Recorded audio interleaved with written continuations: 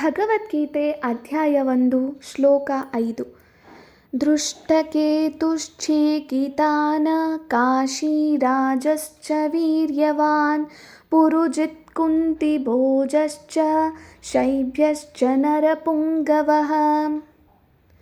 ದೃಷ್ಟಕೇತು ಚೇಕಿತಾನ ಕಾಶೀರಾಜ ಕೂಡ ಕಡುಗಲಿ, ಪುರುಜಿತನು ಕುಂತಿಭೋಜನು ಶೈಬ್ಯ ಕೂಡ ಗಂಡುಗಲಿ. ಮೇಲ್ನೋಟಕ್ಕೆ ಈ ಶ್ಲೋಕದಲ್ಲಿ ನಾವು 6 ಮಂದಿ ವೀರರ ಹೆಸರನ್ನು ಕಾಣುತ್ತೇವೆ.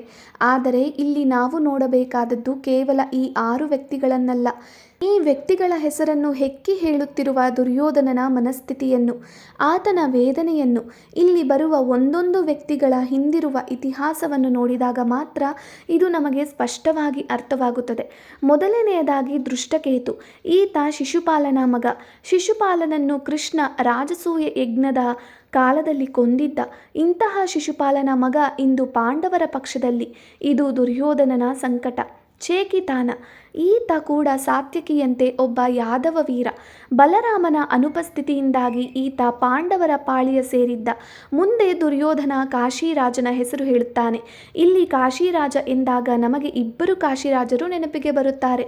ಒಂದು ಕಡೆ ಸಂಗಮವಾಗಿರುವ 2 ನದಿಗಳು ಕಾಶಿನಗರವನ್ನು ವರ್ಣ ಮತ್ತು ಅಸಿ ಎನ್ನುವ 2 ಭಾಗವನ್ನಾಗಿ ವಿಂಗಡಣೆ ಮಾಡಿವೆ. ಅದೇ ಇಂದಿನ ವಾರಣಾಸಿ. ಈ 2 ಭಾಗದ ರಾಜರನ್ನು ಕಾಶಿರಾಜರೆಂದು ಕರೆಯುತ್ತಾರೆ. ಒಬ್ಬ ದುರ್ಯೋಧನನಿಗೆ ಹೆಣ್ಣು ಕೊಟ್ಟ ಮಾವ ಹಾಗೂ ಇನ್ನೊಬ್ಬ ಭೀಮಸೇನನಿಗೆ ಕಾಳಿಯನ್ನು ಕೊಟ್ಟು ಮದುವೆ ಮಾಡಿದವ. ಭಾಗಶಃ ಇಲ್ಲಿ ಬರುವ ಕಾಶಿರಾಜ ಭೀಮಸೇನನ ಮಾವ. ಏಕೆಂದರೆ ದುರ್ಯೋಧನನ ಮಾವ ಹಿಂದೆ ಪೌಂಡ್ರಿಕ ಯುದ್ಧದಲ್ಲಿ ಕೃಷ್ಣಚಕ್ರದಿಂದ ಹತನಾಗಿದ್ದ. ಇಲ್ಲಿ ನಾವು ಸೂಕ್ಷ್ಮವಾಗಿ ನೋಡಿದಾಗ ಅಯ್ಯೋ, ಕಾಶಿರಾಜನೂ ಕೂಡ ಪಾಂಡವರ ಪರವಾಗಿ ಹೋರಾಟ ಮಾಡುತ್ತಿದ್ದಾನೆ, ನನ್ನ ಮಾವನಾದ ಕಾಶಿರಾಜ ಇಂದು ನನ್ನೊಂದಿಗಿಲ್ಲವಲ್ಲ ಎನ್ನುವ ಕಳವಳ ದುರ್ಯೋಧನನ್ನು ಕಾಡುತ್ತಿದೆ. ಈ ಮೂವರನ್ನು ದುರ್ಯೋಧನ ವೀರವಾನ್ ಎಂದು ಕರೆಯುತ್ತಾನೆ. ಇಲ್ಲಿ ವೀರವಾನ್ ಅಂದರೆ ಅಪಾರವಾದ ಶಕ್ತಿ ತುಂಬಿರುವ ಕಡುಗಲಿಗಳು.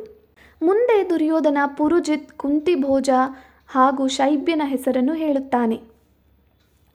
ಇಲ್ಲಿ ಪುರುಜಿತ್ ಮತ್ತು ಕುಂತಿಭೋಜ ಕುಂತಿ ದೇಶದವರು. ಮೂಲತಃ ಕುಂತಿ ಯಾದವ ವಂಶದವಳು, ವಸುದೇವನ ಸಹೋದರಿ. ಆಕೆಯ ಮೂಲ ಹೆಸರು ಪ್ರತು. ಆಕೆಯನ್ನು ಕುಂತಿ ದೇಶದ ರಾಜ ದತ್ತು ಪಡೆದಿದ್ದ. ಈ ದತ್ತು ಸಂಬಂಧದಿಂದಾಗಿ ಪುರುಜಿತ್ ಮತ್ತು ಕುಂತಿಭೋಜ ಪಾಂಡವರ ಪರ ಸೇರಿಕೊಂಡಿದ್ದಾರೆ ಎನ್ನುವುದು ದುರ್ಯೋಧನನ ಅಳಲು. ಇನ್ನು ಶೈಬ್ಯ. ಈತ ಶಿಬಿ ದೇಶದ ರಾಜ. ಈತನ ಮಗ ಕಾಡಿನಲ್ಲಿದ್ದ ದ್ರೌಪದಿಯನ್ನು ಅಪಹರಿಸಲು ಜಯದ್ರಥನಿಗೆ ಸಹಾಯ ಮಾಡಿದ್ದಕ್ಕಾಗಿ ಭೀಮಸೇನನಿಂದ ಕೊಲ್ಲಲ್ಪಟ್ಟಿದ್ದ. ಹೀಗಿದ್ದೂ ಕೂಡ ಶೈಬ್ಯ ಪಾಂಡವರ ಪಕ್ಷವನ್ನು ವಹಿಸಿದ್ದಾನೆ ಎಂದು ದುರ್ಯೋಧನ ತನ್ನ ಮನದಾಳದ ಅಳಲನ್ನು ದ್ರೋಣರಲ್ಲಿ ಪರಿತಪಿಸುತ್ತಾನೆ. ಈ ಮೂವರನ್ನು ಆತ ನರಪುಂಗವರು ಎಂದು ಸಂಬೋಧಿಸುತ್ತಾನೆ. ನರಪುಂಗವ ಎಂದರೆ ಗೂಳಿಯಂತೆ ನಡಿಗೆಯುಳ್ಳ ಗಂಡುಗಲಿ. ಅವರ ನಡಿಗೆ ಹಾಗೂ ನೋಟ ವೈರಿಯ ಎದೆ ನಡುಗಿಸಬಲ್ಲದು. ಇಲ್ಲಿ ಮಾನಸಿಕ ತುಮುಲಕ್ಕೊಳಪಟ್ಟ ಒಬ್ಬ ವ್ಯಕ್ತಿ ತನ್ನ ಹಿಂದಿನ ಘಟನೆಗಳನ್ನು ಮೆಲುಕು ಹಾಕಿಕೊಂಡು ಹೇಗೆ ಆತ್ಮಸ್ಥೈರ್ಯವನ್ನು ಕಳೆದುಕೊಳ್ಳುತ್ತಾನೆ ಮತ್ತು ಅದರಿಂದಾಗಿ ಹೇಗೆ ತನ್ನ ನಿಜವಾದ ಸಾಮರ್ಥ್ಯವನ್ನು ಮರೆತು ವರ್ತಿಸುತ್ತಾನೆ ಎನ್ನುವುದನ್ನು ಸ್ಪಷ್ಟವಾಗಿ ಕಾಣುತ್ತೇವೆ. ಇಂತಹ ಸ್ಥಿತಿಯಲ್ಲಿ ಯಾರೂ ಕೂಡ ಜಯವನ್ನು ಕಾಣಲಾರರು.